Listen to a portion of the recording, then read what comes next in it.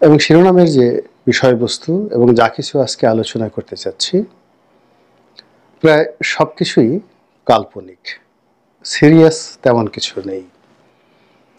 তবে আপনারা যারা স্যাটায়ার পছন্দ করেন, কবিতা পছন্দ করেন, তারপর কল্পনার জগতে ভেসে আকাশে উড়ে একেবারে চন্দ্রলোকে পৌঁছে গিয়ে সেখানে জিনের রাজা অথবা পরীদের যে রাজকন্যা, তাদেরকে নিয়ে আপনাদের যাদের কল্পনা শক্তি খুব প্রখর, তারা আজকের এই বক্তব্যটি শুনতে পারেন। আর যারা খুব বেশি সিরিয়াস যে না এরকম ফালতু কথা শোনার কোনো সময় নেই, তাদের সবার প্রতি আল্লাহর রহমত বরকত বর্ষিত হোক। আসসালামু আলাইকুম। সম্মানিত দর্শক, যে আইয়ামে নোবেলিয়াত এই শব্দটি অতি সম্প্রতি বাংলাদেশের একজন খুব গুণী ব্যক্তি, তরুণদের মধ্যে গুণী ব্যক্তি, যদিও তিনি তরুণ আমরা বলছি কিন্তু তার বয়স প্রায় 60 বছর হয়ে গেছে। তিনি ডাক্তার আব্দুন নূর তুষার। জনাব তুষার আমাদের মিডিয়া জগতে দীর্ঘদিন ধরে রাজত্ব করছেন। তিনি আমরা যখন সাংবাদিকতা শুরু করি মূলধারার গণমাধ্যমে ইনকিলাবে, তখন তিনি বাংলাদেশ টেলিভিশনে খুবই জনপ্রিয় উপস্থাপক হিসেবে নিজেকে প্রতিষ্ঠিত করে ফেলেছেন। তিনি তারপরে প্রয়াত মেয়র, ঢাকার মেয়র জনাব আনিসুল হক, কিংবা তার যে বাংলাদেশ টেলিভিশনের যে শুভেচ্ছা অনুষ্ঠানটি, ওই সময়টিতে ভীষণ রকম জনপ্রিয়তা ছিল। এর বাইরে টেলিভিশনের অন্যান্য জগৎ, তারপরে তার চিকিৎসা শাস্ত্র, শিল্প, সাহিত্য, সংস্কৃতি, বিশেষ করে অধ্যাপক আবদুল্লাহ আবু সাইদের সঙ্গে উনি বাংলাদেশের সাহিত্য এবং সংস্কৃতি এই দুটোকে মানুষের ঘরে ঘরে পৌঁছে দিয়ে মানুষদের মধ্যে, বিশেষ করে ছাত্রদের মধ্যে বই পড়ার অভ্যাস জাগিয়ে তোলার যে আন্দোলন, এই আন্দোলনে আবদুল্লাহ আবু সাইদ স্যারের পর তিনি খুবই গুরুত্বপূর্ণ ব্যক্তি। এটা হলো বাস্তবতা। তো তাকে নিয়ে অনেক আলোচনা আছে, কেউ কেউ সমালোচনা করছেন, কিন্তু সবচেয়ে বড় ব্যাপার হলো তিনি পেশায় একজন ডাক্তার। ডাক্তার মানে তো বুঝতেই পারছেন যে সবচেয়ে ভালো ছাত্ররাই ডাক্তার হয়। তিনি একটি সবল, সচ্ছল এবং সুস্থ পরিবারের সন্তান। তার বাবার সঙ্গে তার খুবই ভালো সম্পর্ক, তার পরিবারের সঙ্গে ভালো সম্পর্ক। তার বাবা আর সে সারাদিন বসে কোন টকশোটি ভালো সেটি নিয়ে পরস্পরের সমালোচনা করেন, আলোচনা করেন। যেমন তার বাবা আমার টকশো পছন্দ করেন, এখন সেই টকশো আবার তার বাবা তাকে শেয়ার করেন, আবার তিনি আবার আমার সঙ্গে টকশো করেন, ইত্যাদি ইত্যাদি নানা রকম তার বৈচিত্র্যময় জীবন। তিনি চমৎকার করে কথা বলেন, খুবই পয়েন্টিভ, সাহসী তো বটেই, আর স্রোতের বিরুদ্ধে রুখে দাঁড়ানোর ক্ষমতা তার রয়েছে। এবং বাংলাদেশের একজন আন্তর্জাতিক মানের বিতার্কিক, বিতর্ক করায় বা বিতর্ক প্রতিযোগিতায় তার দেশ বিদেশে যথেষ্ট সুনাম রয়েছে। তো আব্দুল নূর তুষার সম্পর্কে আমার এত কথা বলার অর্থ হলো যে শব্দটি আমি এখন আলোচনা করব, আইয়ামে নোবেলিয়াত, এই শব্দটি, নোবেলিয়াত এই শব্দটি তিনি প্রথম ব্যবহার করেছেন। এসে ইউনিক শব্দ, এই শব্দটা ব্যবহার করেছেন তিনি মনের দুঃখে, ক্ষোভে, রাগে এবং ক্রোধে। এর কারণ হলো এবারে যে বাজেট, এই অন্তর্বর্তীকালীন সরকার যে বাজেট, সেই বাজেটে যেখানে যেখানে কর ছাড় দেওয়া হয়েছে, তো সেই কর ছাড়ের জায়গাতে 1 নম্বরে বলা হয়েছে যে বাংলাদেশে যদি কেউ নোবেল পুরস্কার পায় তাহলে তার আসলে আয়কর দিতে হবে না। তো এই বিষয়টা অনেকটা কি বলবো, এটা কি ছেলের হাতের মোয়া নোবেল, বা বাংলাদেশে খুব দ্রুত 4-5 জন নোবেল পুরস্কার পাবে, 2-4টি নোবেল পুরস্কার পাবে, ওই বাপুরাম সাপুরদের মতো, যে বাপুরাম সাপুরে, কোথায় যাস বাপুরে, আয় বাবা দেখে যা, 2টো সাপ রেখে যা। তো এরকম যে সারা পৃথিবীতে নোবেল উড়ে বেড়াচ্ছে, বাংলাদেশে খুব দ্রুত একটি একেবারে ঝট করে কয়েকটা নোবেল পড়ে যেতে পারে। আর এরকম নোবেল যারা পাবেন তাদের যদি সেই নোবেলের টাকার উপর আবার আয়কর দিতে হয়, এটা ভীষণ রকম যন্ত্রণা। এবং সেই যন্ত্রণা থেকে ডক্টর মোহাম্মদ ইউনূস এই জাতিকে রক্ষা করার জন্য তিনি এই আসন্ন জাতীয় বাজেটে নোবেল পুরস্কারের উপর থেকে কর প্রত্যাহার করে নিয়েছেন। এবং জনাব ইউনূস সাহেবের এই যুগান্তকারী যে সিদ্ধান্ত, এই সিদ্ধান্তকে কটাক্ষ করে জনাব আব্দুল নূর তুষার তিনি এই আইয়ামে নোবেলিয়াত এই শব্দটি ব্যবহার করেছেন।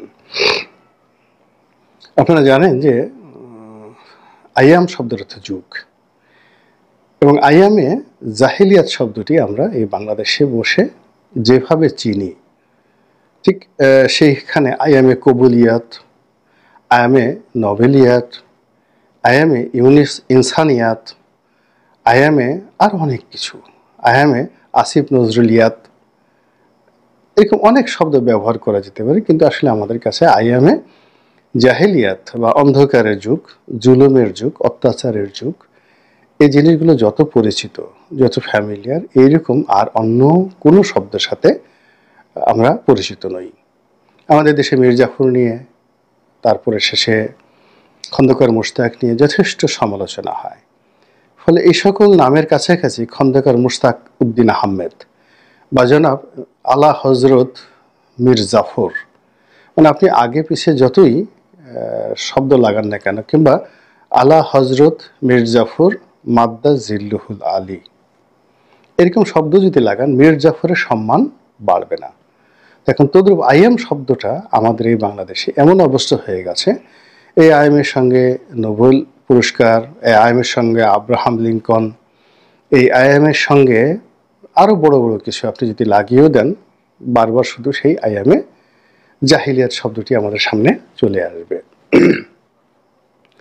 তো সেই দিক থেকে আসলে এই যে আইএমএ নোবেলিয়াত, এটাকে যদি আপনি সহজ সরল ভাষায় ব্যাখ্যা করেন, তাহলে যেটি বোঝাবে সেটা হলো বাংলাদেশে একটা নোবেলের যুগ চলে এসেছে, দ্য এরা অফ নোবেল প্রাইজ উইনিং যাকে বলা হয়, বা আরও ইংরেজিতে যদি আরও সুন্দর সুন্দর শব্দ ব্যবহার করতে হয়, যে এটা নোবেল প্রাপ্তির একটা যুগ, নোবেল প্রাপ্তির একটা যুগ। এখন এখানে শুধু বাংলাদেশের সিরিজ অফ নোবেল মানুষ পেতে থাকবে। ডক্টর মোহাম্মদ ইউনূস আরও কয়েকটি নোবেল পুরস্কার পেতে পারেন, একটা অর্থনীতিতে, একটা তার জন্য একটা বিশেষ স্পেশাল নোবেল হতে পারে যে একটা অশান্ত রাজনৈতিক পরিবেশে তিনি ক্ষমতায় গ্রহণ করেছেন এবং বাংলাদেশের বাঘা বাঘা রাজনৈতিক দলদেরকে রীতিমতো ভেড়া বানিয়ে দিয়েছেন, এবং প্রতিটি রাজনৈতিকের জীবনে তিনি এমন একটা যাকে বলা হয় অবস্থা তৈরি করে ফেলেছেন যে সবাই যার যার অবস্থানে থেকে শুধু ইয়ানফসি ইয়ানফসি, কিংবা অনেকে কেবলই মাত্র দোয়া ইউনূস পড়ছে, লা ইলাহা ইল্লা আনতা সুবহানাকা ইন্নী কুনতু মিনাজ জালিমিন। তো সেই অর্থে ডক্টর মোহাম্মদ ইউনূসের এই যে সফলতা, তার জন্য একটা ইউনিক নোবেল পুরস্কার প্রবর্তন করা যেতে পারে। এর কারণ হলো যে যখন নোবেল পুরস্কার প্রতিষ্ঠিত হয় তখন কিন্তু অনেক বিষয়ে ছিল না, অন্তর্ভুক্ত ছিল না এই পুরস্কারের। পরবর্তীতে নোবেল কমিটি স্থান কাল পাত্র ভেদে অনেক বিষয় অন্তর্ভুক্ত করেছেন। তো বাংলাদেশে এখন ডক্টর মোহাম্মদ ইউনূস যে বিষয়গুলোতে হাত দিয়েছেন, ইটস ইউনিক। আপনি চিন্তা করেন, শেখ হাসিনা যেখানে 15 বছরে এত বড় একজন স্বৈরশাসক, তিনি চট্টগ্রাম বন্দর বিদেশিদের হাতে দেবে এই কথা বলার সাহসই তার ছিল না। তো সেই অর্থে যদি ডক্টর মোহাম্মদ ইউনূসের সাহস চিন্তা করেন কোন পর্যায়ে, তিনি ক্ষমতা আসার সঙ্গে সঙ্গে সেন্ট মার্টিনের সমস্ত জাহাজ চলাচল বন্ধ করে দিলেন, পর্যটকদের যাতায়াত সীমিত করে দিলেন।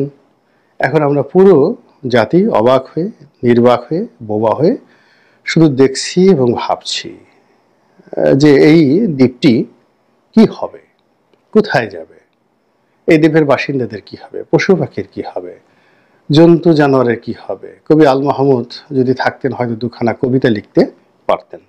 আমাদের দেশে তো সে অবস্থা নেই। তো এই যে একটা বিপ্লব মানুষের মন এবং মননে, এই বিপ্লবের কি কোনো প্রতিদান হবে না? নোবেল কমিটিকে এটা চিন্তা করবে না? এই জন্য দেখা গেল যে আব্দুল তুষার সাহেব আইএমএ নোবেলিয়াত যে শব্দটি ব্যবহার করেছেন আমার খুব ভালো লেগেছে।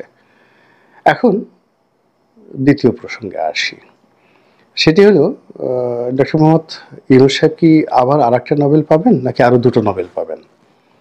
এটা আপনারা সিদ্ধান্ত নেন। আপনারা আওয়াজ তুলতে পারেন যে আমাদের এই মহামানব আমাদের এই বাংলাদেশে যদি গ্রামীণ ব্যাংকের জন্য একটি নোবেল পুরস্কার পান, তাহলে এই গ্রামীণ ব্যাংককে সরকারের কবল থেকে উদ্ধার করে তিনি যে আবার মানে রিফার্নিশ করেছেন, রিবার্নিশ করেছেন, মানে নতুন করে সজ্জিত করেছেন, নতুন করে রং করেছেন, বার্নিশ করেছেন, চকচকে বার্নিশ করেছেন, তার জন্য কি একটা নোবেল হবে না?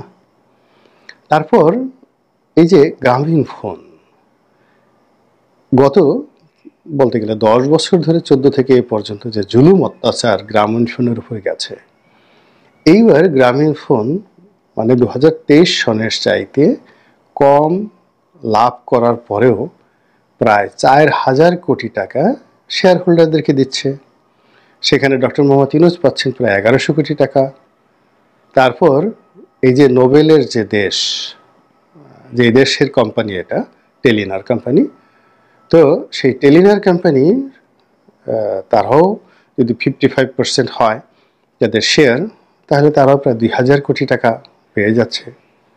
এবং এই যে 2,000 কোটি টাকা ডক্টর মোহাম্মদ ইউনূস তাদেরকে দেওয়ার ব্যবস্থা করলেন, এজন্য একটা নোবেল পুরস্কার কি হতে পারে না? কারণ এই টাকা তো নরওয়েতে যাবে, এই টাকা সেই যাকে বলা হয় Scandinavian country, Norway, Sweden, Finland, এ সকল কান্ট্রির ইকোনমিকে উন্নয়ন করবে। কাজেই আরেকটা পুরস্কার হতে পারে। আবার তিনি একা তো এই পুরস্কার পাননি, যেমন এর আগে তাকে যুগপৎভাবে পুরস্কার দেওয়া হয়েছে। এইবার তাকে এককভাবে একটা বা দুটো পুরস্কার যদি দিয়ে দেওয়া হয়, তার সঙ্গে সঙ্গে তার যারা সহকর্মী, আপনি দেখেন জনাবা সৈয়দা রেজওয়ানা হাসান, তিনি এত চমৎকারভাবে সার্ভিস দিয়ে যাচ্ছেন। তিনি বনভূমির উন্নয়ন করছেন, বাঘের উন্নয়ন করছেন, সুন্দরবনের সজারু, বানর, তারপরে শেষে সেখানে মৌমাছি থেকে শুরু করে যা কিছু আছে, কুমিরের জীববৈচিত্র্য নিয়ে তিনি গবেষণা করছেন। এবং তিনি উপজাতি সম্প্রদায় থেকে শুরু করে বাংলাদেশের অন্যান্য নৃতাত্ত্বিক গোষ্ঠী থেকে শুরু করে, অর্থাৎ ইউরোপ এবং আমেরিকা যে সকল ঐতিহ্য সংরক্ষণ করতে যায় সব কিছু নিয়ে সৈয়দা রেজওয়ানা হাসান কাজ করছেন। আচ্ছা, তিনি এর আগে আরও বেশ কয়েকটা আন্তর্জাতিক পুরস্কার পেয়েছেন, তাকে কি একটা পুরস্কার আপনি দেবেন না? একটা নোবেল কি হতে পারে না তার জন্য? একইভাবে আপনি আদিলুর রহমান সাহেবের কথা চিন্তা করেন, কি পরিমাণ সে পরিশ্রম করছেন এই সরকারের জন্য, এবং তিনি সামনে আসছেন অন্য সবার মতো, পিছনে থেকে থেকে আজ মাস্টার মাইন্ড হিসেবে সব কিছু করছেন। কাজে তার জন্য একটা পুরস্কার হতে পারে। জুলাই আন্দোলনের জন্য যারা জীবন দিয়েছেন, তাদের স্মৃতিকে যারা ধারণ করছেন এবং এই জুলাইয়ের স্পিরিটকে যারা আগাচ্ছেন নিয়ে, তাদের মধ্যে ধরেন সার্জিস সাহেব, তাদের মধ্যে মাহফুজ সাহেব, তাদের মধ্যে নাহিদ ইসলাম সাহেব, তাদের জন্য একটা পুরস্কার তো জনাব ইউনূস মান্যবর স্যার, তিনি তাদের জন্য একটা সুপারিশ করতে পারেন।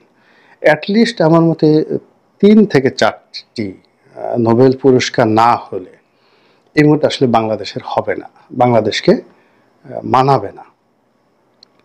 বাংলাদেশকে ডক্টর মোহাম্মদ ইউনূস যে পর্যায়ে নিয়ে গেছেন, এবার ধরুন এই যে বিডার যে নির্বাহী প্রেসিডেন্ট জনাব আশিক, তারপর শেষে আরও একজন লোক আছেন চমৎকার করে ইংরেজি বলেন, মুখ বাঁকা করে, ঘাড় বাঁকা করে, চোখ টিপ দিয়ে, এবং অনেকটা 35 ডিগ্রি অ্যাঙ্গেলে তিনি যখন বসেন, তার বসার ভঙ্গি হলো 35 ডিগ্রি অ্যাঙ্গেলে, জনাব লুৎফে সিদ্দিকী।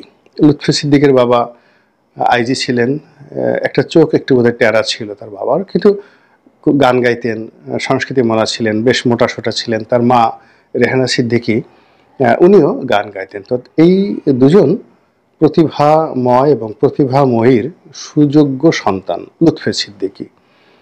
তো তিনি সব কিছু ওয়েস্টার্ন ওয়ার্ল্ডের সব সুযোগ সুবিধা ভোগ করে বাংলাদেশে এসেছেন, এত কিছু করছেন, তার জন্য তো একটা নোবেল পুরস্কার পাওয়া যেতে পারে।